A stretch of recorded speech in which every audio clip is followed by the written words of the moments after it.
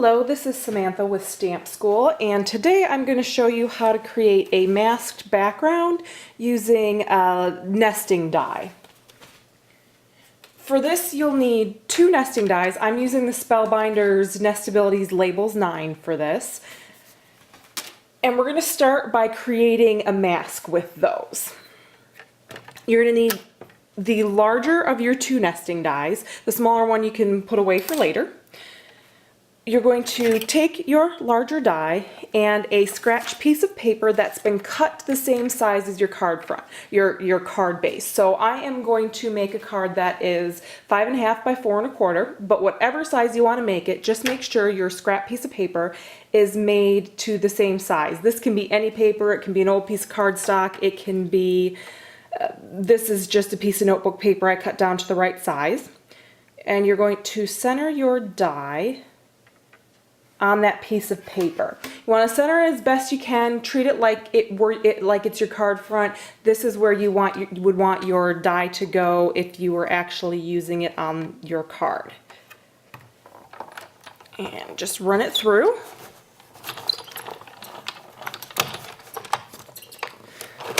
Now, instead of keeping that piece from the center that you normally would, you're going to use the outline mask piece, and let me pull these out of the way. So this is going to be our mask. We've got that now. I'm going to pull my card base in here. You're going to take a temporary adhesive. Any temporary adhesive will do. I've got removable glue dots. And you're going to stick them to your corners. And hopefully not to yourself.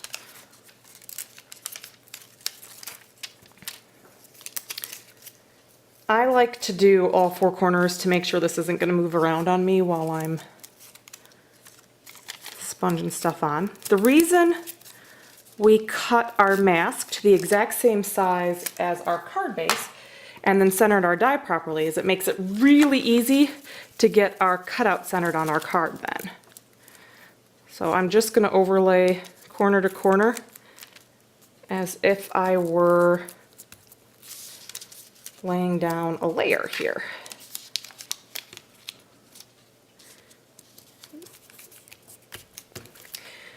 Now here's a step you can add if you like or skip. I like a little extra color, so I'm sponging on some Stamp School Pop Tone Snow Cone ink. The color is Snow Cone. And I'm just going to sponge some on. It's a pretty light color because I just want it to be sort of a background bit. Now, I don't know if you can see, but I'm rubbing in for my edges instead of pushing at them. That makes sure you get a nice crisp edge, and this mask isn't glued down perfectly at the edges there, so it keeps the ink from getting underneath when you're sponging on. If you're just stamping something on, you don't really have to worry about that, but when you're sponging, it's best to sponge in away from your masked edges. There we go. And we'll do a little more there. All right, I'm gonna move that out of the way, and now we're gonna stamp. Any background stamp will do here. The tighter the stamp is, the more kind of defined edges you'll get. But if your edges aren't defined enough when you stamp, so something small like this, a small text stamp, if you don't necessarily like the look of it, if you feel like you're not getting a defined enough edge, that's where sponging on some ink will work as well. All right, now I'm going to stamp my stamp. And because my stamp isn't big enough, I'm going to have to do it twice. But that's the beauty of acrylic stamps, makes it a little easier for me to line up here. All right, and that is my background text stamp then. At this point, you're all done with your mask, so you can pull it off. And even though we use a removable adhesive, you still want to be kind of gentle, just to make sure you don't take anything with you. It still will be a little sticky. And you can see we've got a great base to work with now. And that's the same shape. I'm going to hold up just a little bit closer so you can see a little better. Same shape as our die then that we masked. Now you had that die that was a size smaller than the one we used to cut our mask. Just to save time, I pre-cut a piece of the snow cone cardstock to that size with this die. And this is where I'm going to do sort of my stamping and layering now. I'm going to use Flowers for Mom. And I'm going to ink up one of the stamps from there. I'm going to use 2 colors of ink. This is Spearmint, and I believe I've got Sour Apple here as my other one. I'm going to start with the lighter of the ink, which is that Spearmint, and I'm just going to get a little darker ink around the edges here. And I'm going to start to build my card then. Okay. Since I use that snow cone blue on the underside to sort of sponge on some color, I stamped a couple of flowers from Flowers for Mom as well. To save a little time, I cut them out. I just used my nice tiny sharp scissors and put a little foam adhesive on the back here. And I'm going to stick those in the center.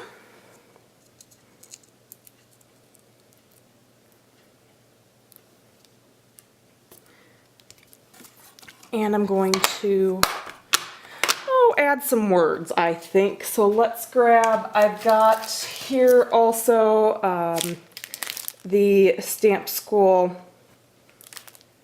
Women in My Life. Sorry about that. The name blanked out on me for a second. Women in My Life, their words. And I'm going to make this one for my grandma, so I'm going to grab a slightly darker blue. This is Berrylicious. It's just a shade darker than Snow Cone. It comes in a bit darker, which is nice for words. And I'm just going to stick Grandma on there. Alright, so now I've got Grandma and my flowers.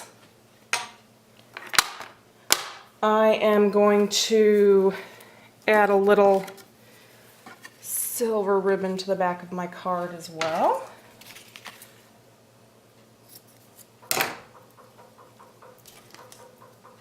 Score tape here for ribbon, my favorite ribbon adhesive.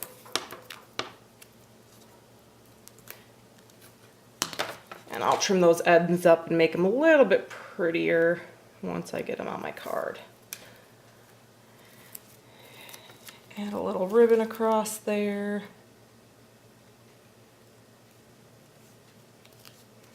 And I'm going to add a little bit more foam adhesive. I really like foam adhesive for adding a bit of dimension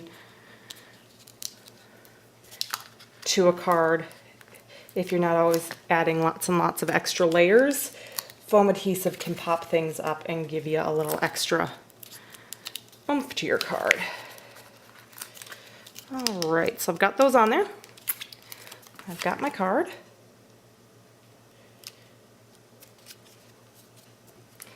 And that is what your masked background is going to look like when it's completely put together in a card. And I think it needs some rhinestones, so I'm going to add a little bit of that to the centers of my flowers here.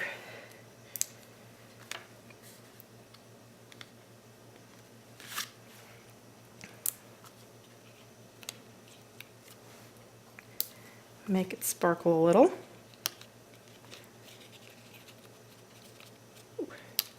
And trim up my ribbon a bit. And you'll have your card with your masked background. I apparently didn't grab my good scissors here. Not my best ribbon scissors here. Sorry about that.